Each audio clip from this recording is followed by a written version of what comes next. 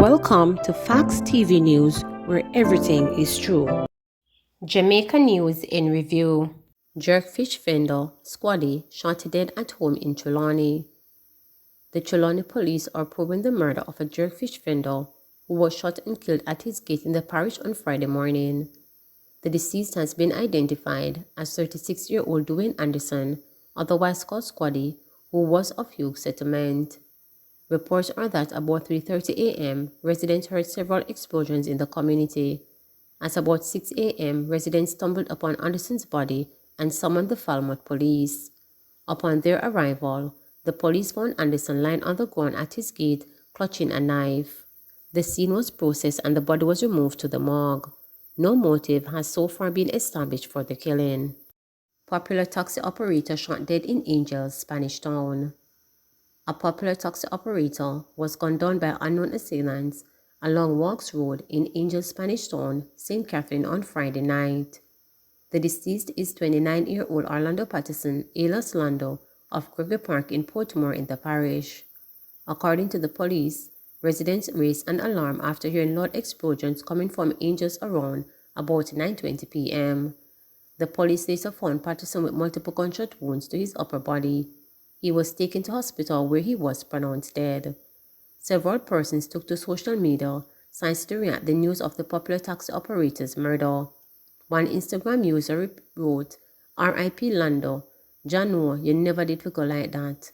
Another user commented, "Jaja Lando, R.I.P. my friend."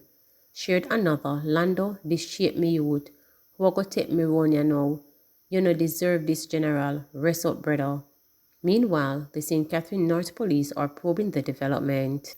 Female linked to 21 gun finds still not found as cops raid property. Police have intensified their search for the female, who was identified as a person of interest, following the seizure of 21 firearms at a warehouse on Friday.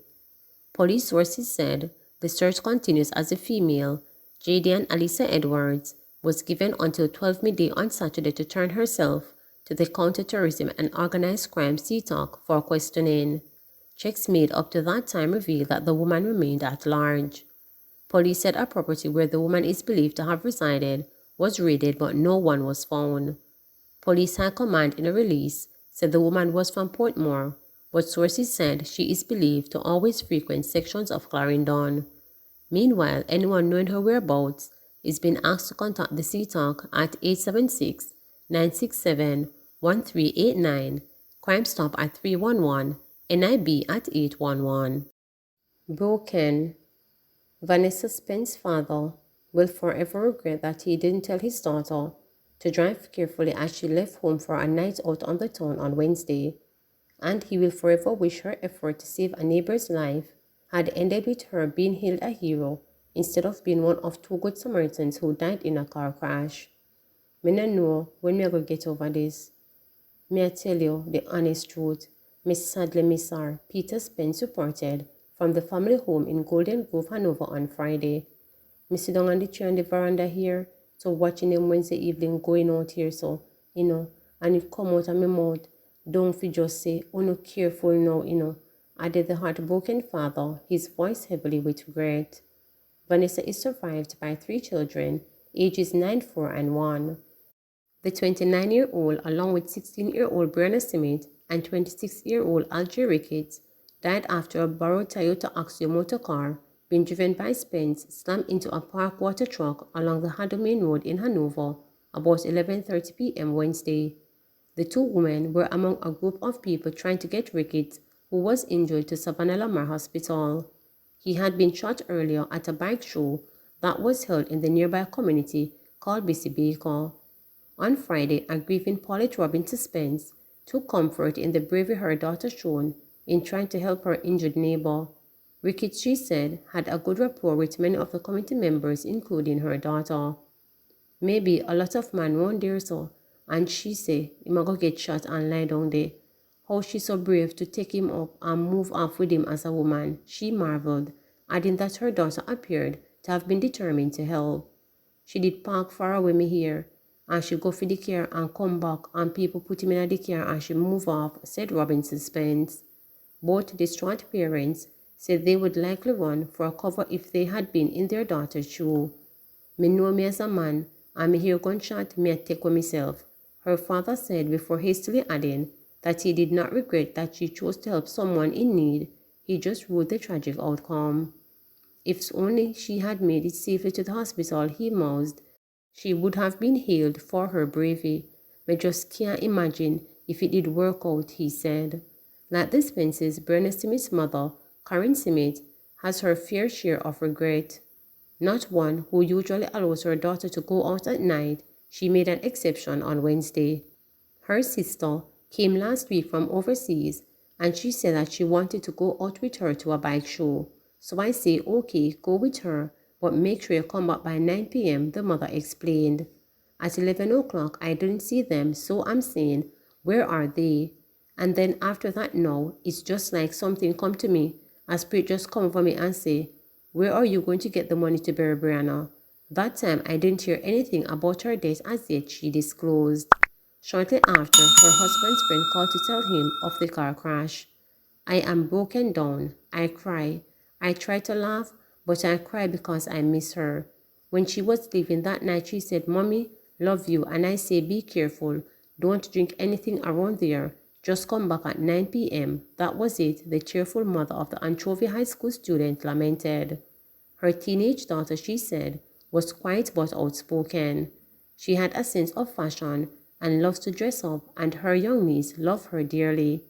Like Smith, Vanessa Spence's parents were on Friday clinging to good memories of her child. "Everyone got on with her," they said. "It's a woman that give no problem, and there is not one person who called me to offer condolences that no have good to say," said Peter Spence as his wife nudged in agreement. St. Mary brothers remanded on 2 double murder charges. The 2 St. Mary brothers, who have been implicated in double murders, including a Chinese couple, were remanded in custody when they appeared in the Home Circuit Court for the first time on Friday. The men who are charged with 4 counts of murder are 21-year-old Nigel Walters, otherwise called Troy, and 24-year-old Nicholas Walters, both residents of Charlestown District, St. Mary. They have been implicated in the December 23, 2021 killing of 53-year-old Sinhu Zhou and 48-year-old Wang during a robbery at their supermarket in St. Elizabeth. The men are also charged with the January 12 murders of 45-year-old businesswoman Sophia Brown and 58-year-old Bernie Lewis, a farmer and domestic helper, both of Long Hill District, White House, Westmoreland. During the hearing of the matter on Friday, one of the brothers, Nigel, was present in the courtroom while his brother appeared remotely via Zoom. Prosecutors told presiding judge Justice Simone Wolfreis that the facts related to both double murders are incomplete. Legal representation is also to be settled for Nigel. As a result, the matter will be mentioned again on June 2nd for the prosecution to make further attempts to have the files completed and for legal representation to be settled for Nigel. The police had reported that the Chinese couple, who operated Joe's Supermarket in St. Elizabeth for 8 years, was shot and killed by one of 3 robbers who posed as customers before making their deadly move on December 23rd. The men subsequently fled the scene, but police later published their photograph, which were obtained from the CCTV footage at the supermarket, which captured the dreadful incident. The brothers allegedly also struck in Westmoreland, where they went to a grocery store and wholesale, which was operated by Brown in Long Hill in that parish. Reports are that on Wednesday, January 12 at about 2:10 p.m., Brown was at her business establishment when the brothers allegedly entered the establishment posing as customers. Brown and Lewis were assisting the men when they opened gunfire at them. Both men then proceeded to take an undetermined sum of cash and grocery items from the business establishment. The women were taken to hospital where they were pronounced dead. On Monday, February 7, both men were identified by a witness from CCTV footage that was taken from the establishment which captured the incident. On Friday, February 18, both men were charged following questioning and suspicions with investigators. Cops killed 4 alleged gunmen in Central Village. Police on Wednesday morning killed 4 alleged gunmen in Central Village, St. Catherine.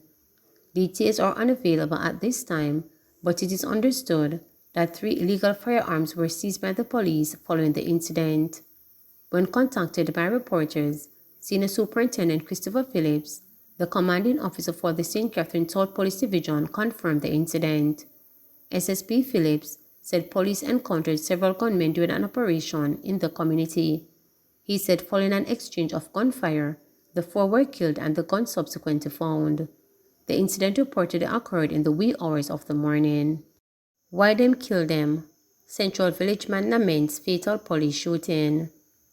A Central Village man is expressing concern over the prevalence of police killings during confrontations in inner city communities, arguing that more effort should be made by lawmen to preserve the lives of even the most notorious suspects and have the court decide their fate.